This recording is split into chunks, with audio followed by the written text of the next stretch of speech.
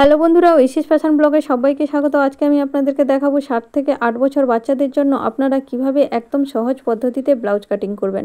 তো চলুন তাহলে দেখে নিই। প্রথমে লাইলিন কাপড়টিকে 4 ভাঁজে ভাঁজ করে নিয়েছি, কারণ ব্যাক পার্ট আর ফ্রন্ট পার্ট একসঙ্গে কাটিং করে নেব। এবার নিচ্ছি লম্বার মাপ। তো লম্বা আছে আমার 12 ইঞ্চি, 1 ইঞ্চি এক্সট্রা 13 ইঞ্চিতে দাগ দিয়ে দিলাম। আমার কাস্টমার একটু লম্বার মাপটা বেশি নিচ্ছে, আপনারা আপনাদের কাস্টমার অনুযায়ী লম্বার মাপ নিয়ে 1 ইঞ্চি এক্সট্রা নিয়ে নেবেন। এবার নিচ্ছি পুটের মাপ। পুট নিলাম 5 ইঞ্চি। পুট যেখানে শেষ হবে সেখান থেকে শুরু হচ্ছে আর্মহোলের মাপও নিয়ে নিলাম 5 ইঞ্চি। এবারে নেব ছাতির মাপ। ছাতি আছে 25 ইঞ্চি, 25 ইঞ্চির সঙ্গে 1 ইঞ্চি এক্সট্রা যোগ করব। 1 ইঞ্চি আমি এক্সট্রা কেন নিচ্ছি, যেহেতু বাচ্চারা খুব সহজেই বেড়ে ওঠে আর বাচ্চারা একটু লুজ পড়তে পছন্দ করে, তাই 25 আর 1 যোগ করলে হবে 26 ইঞ্চি। 26কে 4 দিয়ে ভাগ করলে হবে 6.5 ইঞ্চি। তো 6.5 ইঞ্চিতে দাগ দিয়ে দিলাম, আরও 1.5 ইঞ্চি এক্সট্রা নিয়ে নিলাম।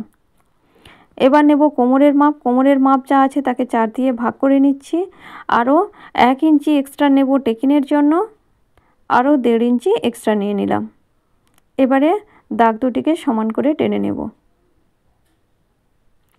এবারে আর্মহোলের শেপ দেব। কোণ থেকে 1 ইঞ্চি উপরে একটি দাগ দিয়ে দিলাম। আর্মহোলটিকে আর্মহোলের হাফে মানে 2.5 ইঞ্চিতে দাগ দিয়ে আর্মহোলের শেপটিকে দিয়ে নিলাম।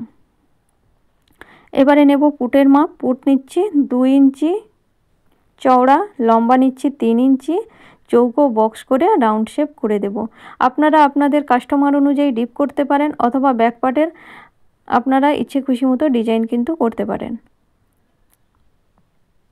শেপ দিয়ে দিলাম। এবারে এটিকে কাট করে নেব। তো কাটিং করা হয়ে গেছে। এবারে ব্যাক পার্ট আর ফ্রন্ট পার্ট দুটিকে আলাদা করে নেব। ব্যাক পার্টে এবারে টেকিনের মাপটিকে দিয়ে নিব। চওড়া নিলাম 3 ইঞ্চি, লম্বা নিলাম 3.5 ইঞ্চি। এবার দুদিকে হাফ ইঞ্চিতে দাগ দিয়ে টেকিনের দাগটিকে টেনে নিচ্ছি। টেকিনের দাগটি টানা কমপ্লিট হয়ে গেছে। এবারে আমার ব্যাক পার্ট কমপ্লিট। এবারে ফ্রন্ট পার্টের জন্য গলার লম্বা নিলাম 5 ইঞ্চি, চওড়া নিলাম 2 ইঞ্চি। এটিকে চৌকো বক্স করে নিচ্ছি, তারপর সুইট হার্ট শেপ করে নিচ্ছি। তো আপনারাও আপনাদের পছন্দ অনুযায়ী গলার শেপটিকে দিতে পারেন। সুইট হার্ট শেপ করে নিলাম। এবারে ফ্রন্ট পার্টের জন্য আর্মহোলের শেপ দিতে হবে। তো ব্যাক পার্ট অনুযায়ী আর্মহোলের শেপটিকে প্রথমে আমি টেনে নিলাম, তারপর হাফ ইঞ্চি ভেতরের দিকে একটি দাগ দিয়ে দেব। এটি ফ্রন্ট পার্ট আর্মহোলের শেপের জন্য।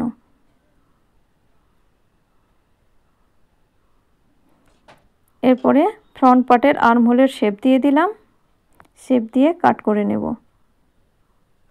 কাটিং করে নিলাম। তা আমার একদম ব্যাক পার্ট, এবারে গলার শেপটিকেও কাটিং করে নিব। তো ব্যাক পার্ট আর ফ্রন্ট পার্ট দুটি কাটিং করা কমপ্লিট হয়ে গেল।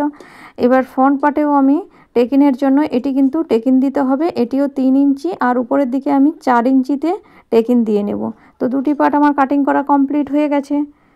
তো ভিডিওটি ভালো লাগলে একটি লাইক করবেন, আর সাবস্ক্রাইব করা না থাকলে সাবস্ক্রাইব করে দেবেন।